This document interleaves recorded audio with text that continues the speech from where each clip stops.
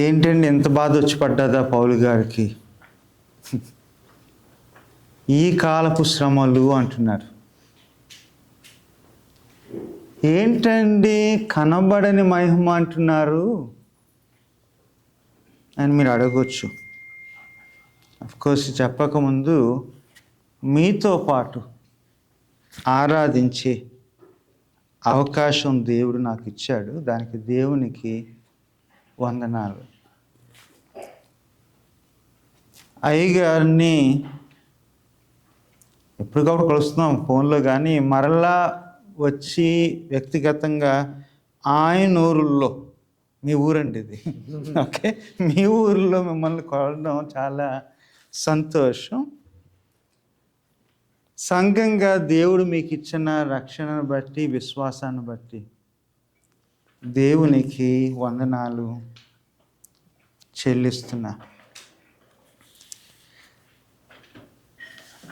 ఏంటి బాధ ఏమొచ్చి పడ్డది పౌలు గారికి? ఏమొచ్చి పడ్డది రోమాలో ఉన్న సంఘానికి? సో నిన్న హిస్టరీ క్లాస్ వచ్చినో తెలుసు, కొంచెం చెప్పినప్పుడు 5 years after that. Memories are still there but not so sure. And the distance wise it is Jerusalem and this is Rome. మధ్యలో చాలా జరిగినాయి. ఇక్కడ ఏదేదో జరుగుతుంది. ఆ ఊర్లో అందరూ అనుకుండేవారు రోమ్లో ఉన్నారు కదా, వీళ్ళు బాగానే ఉన్నారు అనుకుండేవారు. ఓకే, ఎందుకంటే మరి రోమ్ అంటే సామ్రాజ్యానికి ముఖ్య కేంద్రం. That was the epicentre for power and the capital of the umpire, the Roman empire. ఎవరన్నా అక్కడికి వెళ్ళారంటే వాళ్ళకి అన్నీ బాగుంటాయని అందరూ అనుకుంటారు. అప్పుడప్పుడు మా ఊర్లో అంటారు, అబ్బాయి బాగానే అమెరికాలో సెటిల్ అయిపోయాడని చెప్పి.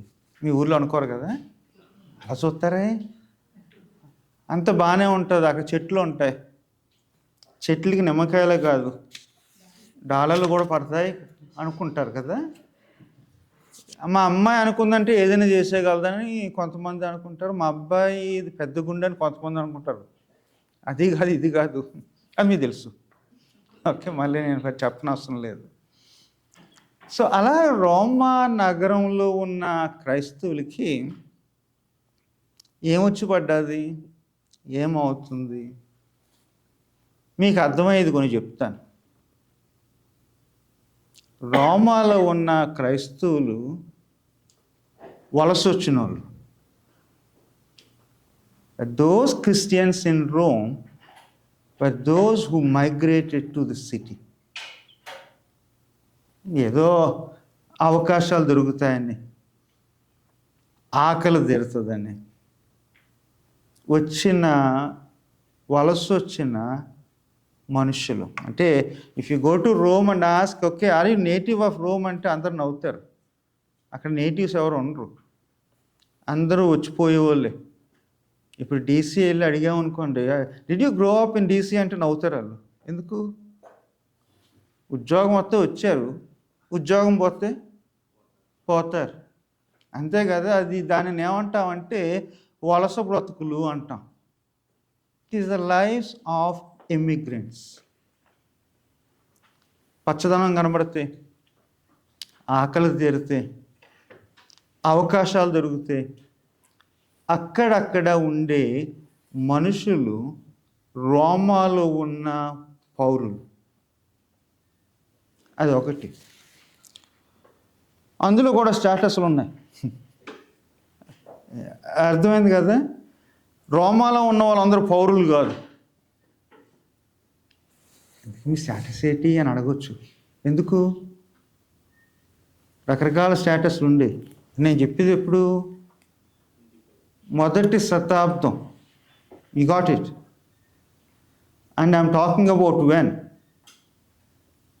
అరిజోనా కాదు, అమెరికా కాదు, ఆస్ట్రేలియా కాదు, రోమ్ అనే నగరం గురించి. అందులో అప్పుడప్పుడు వచ్చేవారు పౌలు గారు. ఆయన సిటిజన్, యు గాట్ ఇట్? కానీ అక్కడ ఉన్న వాళ్ళందరూ సిటిజన్స్ కాదు. ఇంకొకటి ఏంటంటే, చక్రవర్తి గారికి బాగున్నంత కాలం అక్కడ ఉండొచ్చు. అక్కడ అప్పుడప్పుడు చక్రవర్తులకి పిచ్చి పట్టేది. పట్టదా? పడతలేదా? అరే బాబు, న్యూస్ చూస్తలేదా? ఓకే, క్లాడియస్ 49లో అన్నాడు, ఇదిగో నాకు సిటీలో యూదులు ఎవరు కనబడడానికి వీలు లేదు, డిపోర్ట్ చేసామన్నాడు. డిపోర్ట్ చేయడానికి పోర్టులు లేవులేండి. ఓకే, విమానాలు లేవు. So in AD 49 Emperor Claudius has decreed that all Jews in the city be banished. చూడడానికి నాకు ఇష్టం లేదన్నాడు. ఏం చేస్తారు చెప్పండి? వెళ్ళిపోతారు. వెళ్ళిపోతే పంపేస్తారు. దానిని ఏమంటారు? వలస. థ్యాంక్స్ అండి. ఎవరికి వచ్చింది? చక్రవర్తికి వచ్చింది. ఈ బ్రతుకులను ఏమంటారంటే వలస బ్రతుకులు అంటారు. ఎవరో మంచితనం మీద, ఎవరో పిచ్చితనం మీద బ్రతికే బ్రతుకులు. ఎక్కడన్నా మీరు వింటున్నారు అలాంటివి? వలస బ్రతుకులన్నీ అదే. ఆఖరికి మేము మా సామర్లకోట నుండి హైదరాబాద్ వచ్చిన లెటర్స్ సే, ఓకే, కరోనా వచ్చిందంటే అందరూ మీ ఊరు పోండి అంటే ఏం చేయాలి చెప్పండి? బస్సులు కూడా ఎవరు నడిచేయమంటారు. These are called immigrant lives, వలస బ్రతుకులు.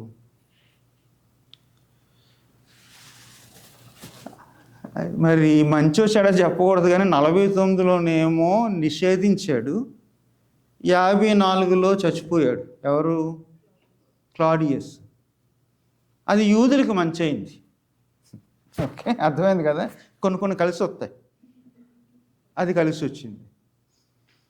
ఈ డిక్రీ ఉంది కదా, decree got nullified when emperor Claudius died. అంటే పిచ్చాయన వెళ్ళిపోయారు, ఆయన ఇచ్చిన శాసనం చల్లదు. పాపం మరలా యూదులు అవకాశాలు దొరుకుతాయేమో, నగరం కదా అని చెప్పేసి చిన్న చిన్న పనులు చేసుకోవడానికి వస్తున్నారు.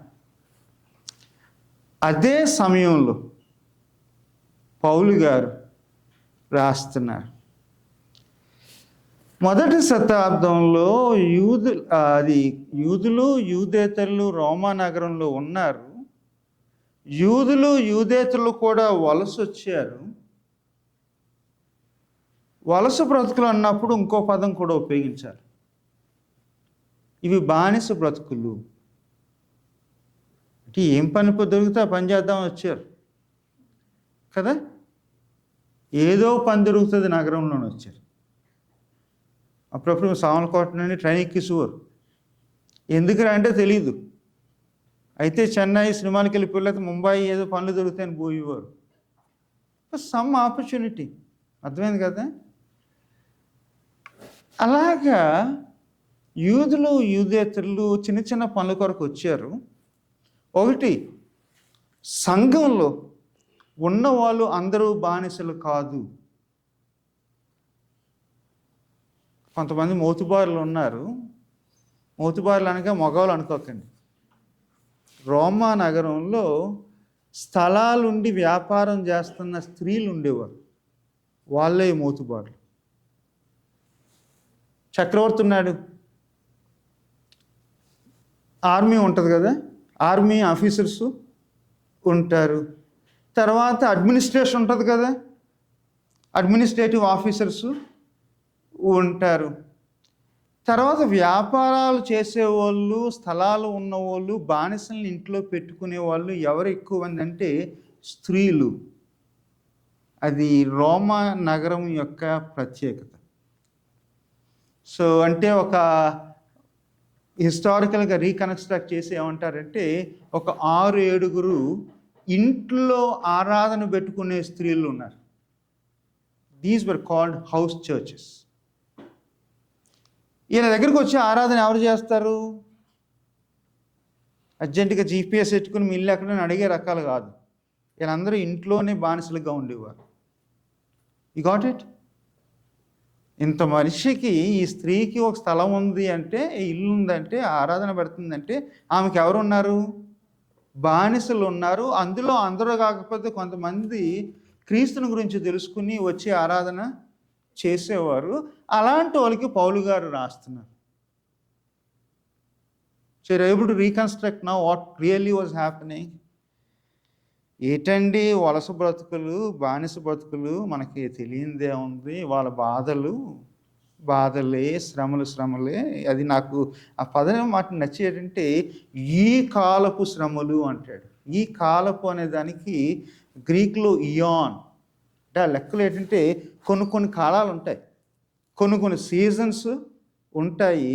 ప్రస్తుతానికి మనం ఈ సీజన్కి చెందిన వాళ్ళమి అంటే, ఒక సీజను రాబోతుంది, ప్రత్యక్షం కాబోతుంది. ఈ కాలంలో ఉన్న, ఈ సీజన్లో ఉన్న బాధలు ఎలాగుంటాయి? మీకు టెస్ట్ పెట్టమంటారా? ఎవరమ్మా ఇందాక వాక్యం చదివారు? You done a good job, thank you for reading the word. మరి ఎవరు చదువుతారు? నాకు మీరు కాదులేండి. Okay, I will ask someone else to read. రోమీలు 8:35.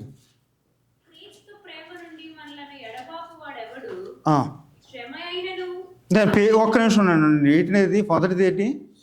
శ్రమ. తర్వాత బాధ, హింస, కరువైన,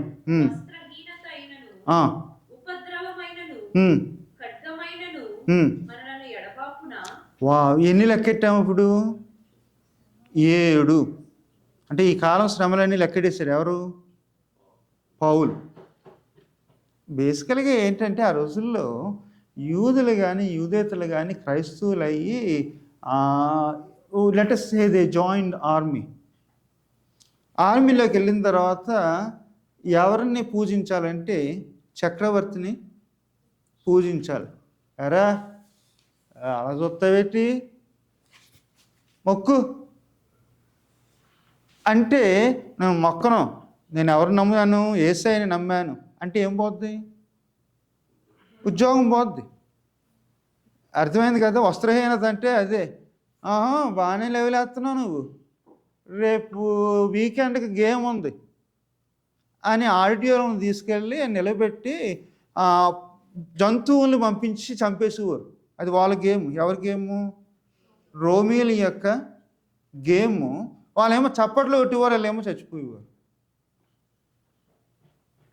సో ఈ మాటల్ని, ఆకలి, వస్త్రహీనత, శ్రమ, హింస, బాధ, వీటిని అన్నిటి గురించి చెప్తూ అంటాడు, ఇది ఈ కాలానికి చెందిన శ్రమలు అంటాడు. ఇందాక యెషయా గ్రంథంలో 43వ అధ్యాయంలో అక్కడ కూడా కనబడదు కానీ బాధ ఉంది. Okay, now I'm moving from one story to another story. విన్నారా? ఇందాక మొదటి స్టోరీ ఏ శతాబ్దం? మొదటి శతాబ్దం. ఏ సంవత్సరాలు అయి ఉంటాయి? 54, 55. అంటే 25 after Christ died, risen and ascended. అప్పటి నుండి లెక్కెట్టుకుంటే క్రీస్తు సగం 54, 55, కథ 1. కొంచెం వెనక్కి వెళ్దాం, రివర్స్ గేర్. 6వ శతాబ్దం. 6వ శతాబ్దంలో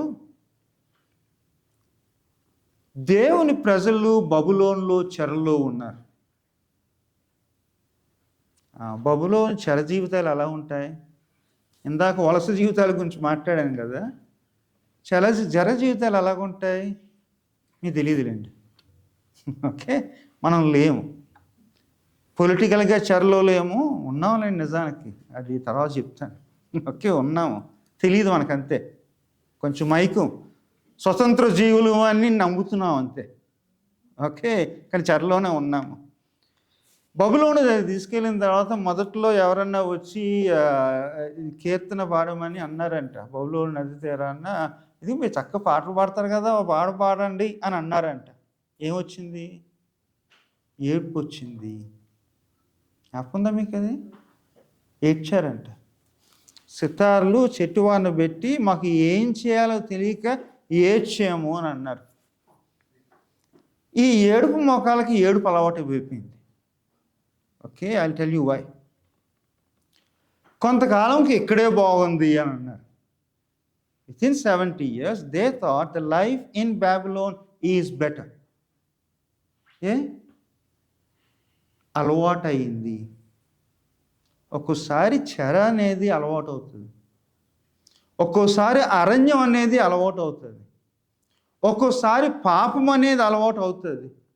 ఇక పర్లేదులే అని అనుకునే స్థితికి వచ్చేసారు. అప్పటి వరకునేమో సియోను జ్ఞాపకం చేసుకుని ఏడ్చారు. ఇక సియోన్తో పని లేదు. చెర బ్రతుకులు, చెరకి అలవాటు పడ్డ బ్రతుకులు. చెరలో ఉన్నప్పుడు జ్ఞాపకాలు వక్రీకరించబడతాయి, చరిత్ర తిరిగి రాయబడుతుంది. You got it now? ఏంటండి అందరూ మన చరిత్రని అలా చెప్తున్నారు, వంకరగా మార్చని చెప్పి అంటారు కదా, అది చెరకే ఆనువాలు. If you hear somebody telling your story differently from what you have experience, that is the symptom of slavery. అందుకనే కదా మాలాటోళ్ళు తిరిగి ఇదిగో మన చరిత్ర అని చెప్పి జ్ఞాపకం చేయడం. Basically it is perversion of history and wounding of our memory. మన యొక్క జ్ఞాపకాలని గాయపరిచే బ్రతుకు చెర బ్రతుకు. ఏమైందంటే ఏ జంతువుని చూసినా, అడవి జంతువులను చూసినా, అడవి కుక్కలను చూసినా, నిప్పు కోడులను చూసినా భయపడేవారంట. whenever they saw a wild animal or a jackal or kind of wild birds, they were scared.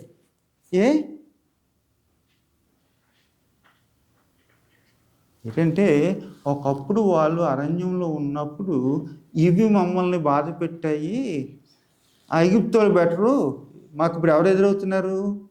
అరణ్యంలో జంతువులు, కుక్కలు, తర్వాత నిప్పుకోళ్ళు అని దానికి భయపడి ఇప్పుడు ఏమంటున్నారంటే ఇంక మనం బతకూడదు, బతకలేము అనుకున్నారు చిన్నప్పుడు. మరి అది ఏం చేసినో తెలియదు కానీ పాముని చూస్తే, చిన్నప్పుడే కాదండి ఇప్పుడు ఇంకా నాకు పాము ఉంటే భయమే. నన్ను ఎప్పుడైనా వచ్చి కలిసిందా? కరలేదు. భయం ఏంటి? కరుస్తుందేమో అని భయం, కాటేస్తుందేమో అని భయం. ఎక్కడో విన్నాను, ఎవరినో కాటేసింది. ఈ గాట్ ఇట్. అప్పుడప్పుడు కొంతమంది ఏం చేస్తారంటే ఈ తొండ కనబడినప్పుడు తొండను తీసుకొని గిరగొట్టి చంపేస్తారు. ఎందుకు? ఎక్కడో ఏదో విన్నారు. సో పాపం అనేది ఎక్కడ పుడుతుంది అంటే ట్విస్ట్ అయిన వూండ్ అయిన జ్ఞాపకాల నుండి పుడుతుంది. సరైన జ్ఞాపకం లేకపోతే ఈజీగా పాపంలో పడతాము. దేవుని యొక్క ప్రజలు పాపంలో పడడానికి కారణం ఏంటంటే ఐగుప్తును మర్చిపోయారు. ఐగుప్తులో దేవుని యొక్క కార్యాన్ని మర్చిపోయారు. ఎర్ర సముద్రం మీద దేవుడు వాళ్ళ యొక్క జీవితంలో చేసిన అది మర్చిపోయారు. ఆ అలలు, చారియట్స్, సైన్యాలను మర్చిపోయారు. ఇంకా అరణ్యంలో దేని చూసి భయపడుతున్నారంటే జంతువుల్ని, కుక్కల్ని, కోడుల్ని చూసి భయపడుతున్నారు. దీనిని చెర బ్రతుకులు అంటారు. సో ఈ మధ్యన కొన్ని ఫోన్స్ వచ్చినాయి, భయం వేస్తుందండి. రైటే, I do agree. we should be afraid and we should be careful. అదే సమయంలో మాట చెప్తాను, ఆ కుక్కల్ని, ఆ జంతువుల్ని, ఆ కోడుల్ని చూసి భయపడొద్దు అంటాను. నేను ఏమైనా తిట్టలేదులేండి. నేను ఎవరి గురించి చెప్తున్నాను? 6వ శతాబ్దంలో ఇశ్రాయేలు దేనికి భయపడ్డారో వాళ్ళ గురించి చెప్తున్నాను.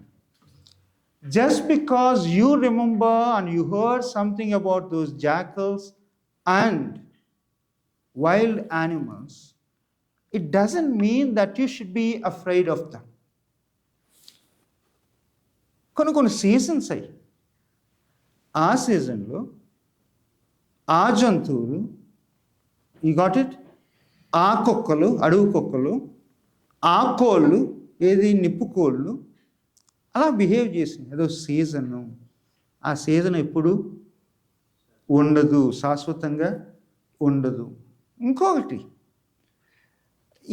ఈ పదాలు ఎక్కువ యెషయా గ్రంథంలో ఎప్పుడు తీసుకొచ్చారంటే ఆ సీజన్ వచ్చినప్పుడు చూపించాడు. అర్థమైంది కదా?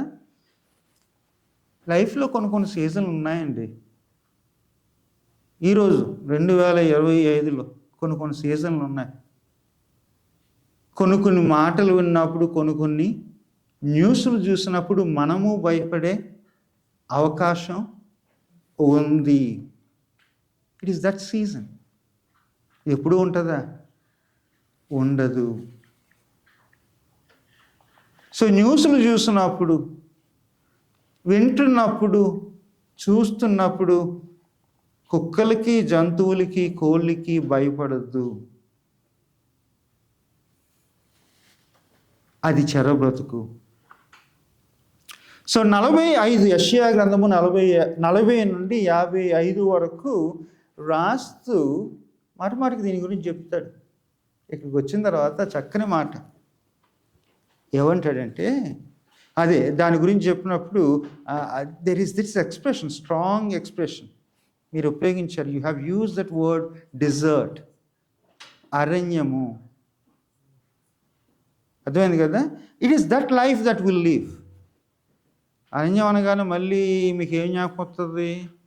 అరిజోనా కాదు, అమెరికా కాదు. కొంతమంది అంటారు ఇది అరణ్యం కాదంటారు, కొంతమంది ఇదే అరణ్యం అంటారు. మన నిజ జీవితాల్లో మనం అందరూ ఏదో అరణ్యంలో ఉంటున్నాము. ఇండియాలో ఉన్నాక అదే అరణ్యం.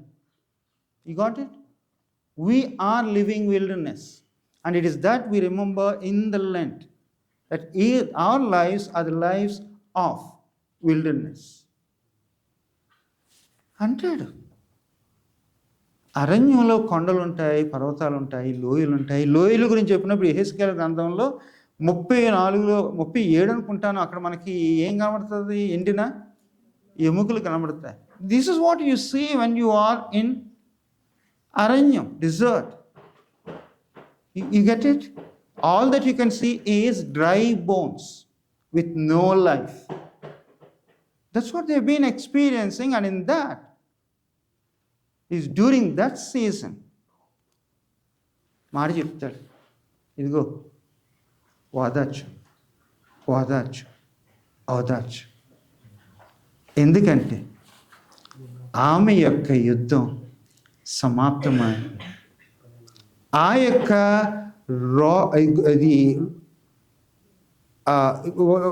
రుణం, దోష రుణము తీర్చబడింది.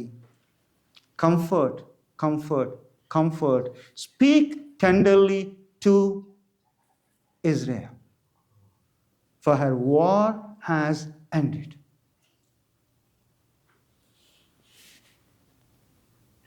అని చెప్పి ఆ అరణ్యంలో త్రోవ. అరణ్యంలో త్రోవలు ఏంటండి? మనకి అరణ్యాల్లోనే త్రోవలు ఉన్నాయి. You get it? In those seasons of desert, when we do not see a way, there are many ways. నమ్ముతారా మీరు? కనబడతలేదని నాకు అని అనుకుంటారు కదా. కళ్ళు తెరిచి చూడండి, చాలా త్రోవలు ఉన్నాయి. అండ్ ఇన్ దట్ ఎడారి, నదులంట. మన నదులు ఉంటే దాన్ని ఎడారి ఎందుకంటారు?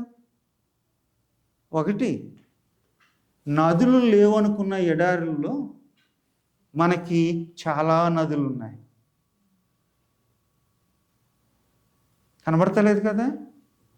కళ్ళు తెరిచి చూడండి. There are those streams in the desert, ways in the wilderness.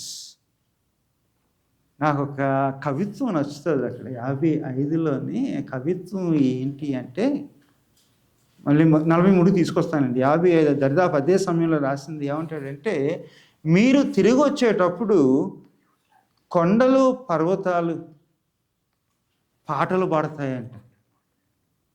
కవిత్వమే కదా అది. How can you expect hills and mountains to burst in to singing అని చెప్పి, and the trees on both sides will be clapping. అదేనండి మనకు మన అరణ్యాల్లో దేవుడు చేయబోయే కార్యము. Got it? For the glory that is to come is that mountains and hills would burst into singing, and cypresses, trees would start clapping. Days have come and the days are coming. ఇక్కడ అంటాడు, ఇదిగో ఇందాక భయపడ్డారు కదా ఎవరి గురించి, అడవి జంతువులని, అడవి కుక్కలని, నిప్పుకోళ్ళని, ఇవన్నీ గణపరుస్తాయి ఎవరిని? దేవుణ్ణి. You got it? Whoever you are afraid of are going to glorify who? God. So మీరు ఎవరికైనా భయపడ్డారంటే జ్ఞాపకం చేసుకోండి, త్వరలో వాళ్ళు కూడా ఏం చేస్తారు? మీరు గణపరిచే దైవాన్ని వాళ్ళు కూడా గణపరుస్తారు. ఓకే, చెరలో భయపడే బ్రతుకులు, చెర బ్రతుకులు, వేళకి విడుదల కలిగినప్పుడు, తిరిగి వెళ్ళినప్పుడు ఈ కుక్కలు, ఈ కోళ్ళు, ఈ జంతువులు దేవుని గణపరుస్తాయి. ఆ చెట్లు చప్పట్లు కొడతాయి, ఆ కొండలు పర్వతాలు పాటలు పాడతాయి. మరి రోమాలో ఏముంది? అదే ఉంది. The glory that is coming which you cannot see. అందుకనే నిరీక్షణ నిరీక్షణ నిరీక్షణ నిరీక్షణ అని ఎన్నిసార్లు ఉందంటే 7 సార్లు ఉంది. అదే పదానికి ఇంకొక పదం తెలుగులో ఆశ అన్నారు, అది 8. నిరీక్షణలో ఆశలు పెట్టామంటే 8 సార్లు ఉంది. ఎందుకు? వలస బ్రతుకులు కదా, బానిస బ్రతుకులు కదా, నిరీక్షణ లేకుండా బ్రతకద్దు. You have the hope. ఎలాంటి హోపు? చూడలేని hope. That which you cannot see is what you hope for. అంతేకాదు, అది ఎలాంటి హోప్ అంటే యూ కెనాట్ ఈవెన్ ఇమాజిన్. అది నీ ఊహించలేని హోప్. దేవుని పిల్లలు దేవుని పిల్లలుగా విశ్వాసత ఎప్పుడు ఉంటారంటే ఆ నిరీక్షణ ఉన్నప్పుడే. దేని గురించి? కనబడేదానికి కాదు, కనబడిన దానికి. ఇలా ఎప్పుడు వస్తారండి, మా అమ్మాయికి పెళ్ళి అవ్వాలని ప్రార్థన చేయండి అంటారు. తప్పులేదు, అవ్వాలి. మా అబ్బాయికి ఏదో ఉద్యోగం రావాలండి, వాడు సెటిల్ అవుతలేదు లైఫ్లోని అని అంటారు. Yes, we want that to happen and we pray. We do ask for things that we see now and we experience now, but we do not hope for things that are yet to be seen, yet to be revealed. ఏంటండి అది అంత పెద్ద గొప్పగా చెప్తున్నారు, మా అమ్మాయి కన్నా, మా అబ్బాయి కన్నా, మా ఆయన కన్నా, మా ఆవిడ కన్నా అని మీరు అనుకుంటారు కదా. ఇక్కడ అంటాడు, మనం అందరూ దేవుని పిల్లలమయ్యా, దానికి మించిన మహిమ ఇంకేది లేదు అంటాడు. We are God's family. What else do you want? What more do you want? And at that fact, you know what? Creation that is growing wood is longing forward for their glory. నీకు నాకు ఆ విమోచన కావాలని చెప్పి ఆ యొక్క సృష్టి వేచి చూస్తుంది, ఓపికతో వేచి చూస్తుంది, ఆశతో నిరీక్షణతో చూస్తుంది. మనమే కాదండి, మనం బాగోవాలని ఎవరు ఆశిస్తున్నారు? ఇందాకన్నాను కదా, కోళ్ళు, జంతువులు, కుక్కలు, వాళ్ళే కాదు. లోయలు, పర్వతాలు వాళ్ళే కాదు. చెట్లు, పొట్లు వాళ్ళే కాదు, సృష్టి అంతా మనము విమోచించబడాలి అని చెప్పి నిరీక్షణతో చూస్తున్నాయి. మనం ఒక్కలమే కాదండి, మన బాధలో ఇంకెవరు పాలు పంచుకుంటున్నారు? సృష్టి. మన కన్నీటిలో ఇంకెవరు పాలు పంచుకుంటున్నారు? సృష్టి. మన మహిమలో ఇంకెవరు పాలు పంచుకుంటారు? సృష్టి. అంత నేనే, నాకే అనుకోవద్దు. Don't think you are the only recipient of God's redemption. మనమంతా, మనతో పాటు సృష్టి అంతా. అర్థమైంది కదా? చూస్తుందంట. ఎంతసేపు ప్రార్థన, ఎంత ప్రసంగం చేశారండి, మరి మమ్మల్ని ఏం చేయమంటారు అని మీరు అంటారు కదా. అది చెప్పకపోతే నన్ను తిట్టుకుంటూ పోతారు. అలా చూస్తారే కదా. నేను చెప్పలేను. కోపంగా చూస్తున్నారా? పౌలు చెప్తాడు, ఏమంటాడంటే, ఇదిగో మనము చూడని దాని కొరకు నిరీక్షిందాము అంటాడు. Let's hope for things that we do not see. చూస్తే కనబడింది దాన్ని చూసి సరదా పడితే దూరం మనం వెళ్ళలేము, ఇంతటితోనే అయిపోద్ది బతుకు. చూడని ఉన్నాయి, దాని గురించి ఏం చేద్దాము? నాకు బాగా నచ్చింది, ఓపికతో కనిపెడదాము. కనిపెట్టడం అంటే అంతమందికి ఇష్టం చెప్పండి, చెప్పండి, డౌట్ లేదు. కనిపెట్టడం అంటే ఎంత ఇష్టం.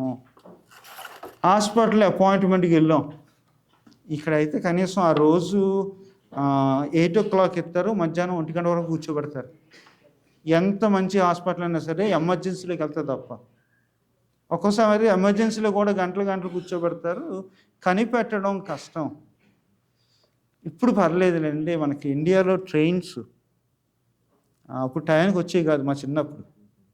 ఇప్పుడు వస్తున్నాయని చెప్తలేదు నేను, కంగారు పడకండి. చూస్తే వెళ్ళిన తర్వాత అక్కడికి వెళ్ళిపోయి ఇంక్వైరీ దగ్గరికి వెళ్ళి ఎప్పుడు వస్తుందండి ఎక్కడ ఉందని అడిగోళ్ళు. మీరు ఎవరు అడగలేదా? ఓకే, చూసి పోయి కూర్చోండి, వచ్చిన తర్వాత వస్తుంది అని ఊరు. ఎవరు? ఎంక్వైరీ, విచారణ గ్రంథం అని ఉండేది కదా, మనం విచారించే గ్రంథం. జ్ఞాపకం లేదు మీకు? మీరు మర్చిపోయారండి, కనిపెట్టడం మర్చిపోయారా మీరు? మనకి ఇష్టం ఉండేది కాదు.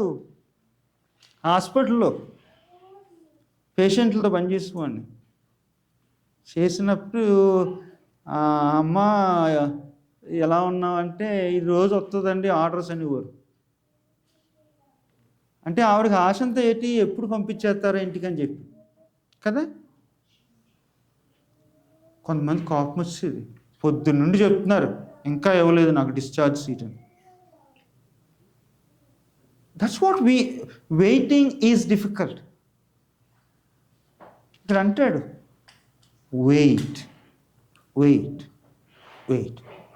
With what? ఓపికతో, విత్ పేషెన్స్. ఇదిగో ఆ మహిమ వచ్చింది, ఆ మహిమ ప్రత్యక్షం కాకపోతుంది. వచ్చిందని ఎందుకన్నాను చెప్పండి? క్రీస్తులో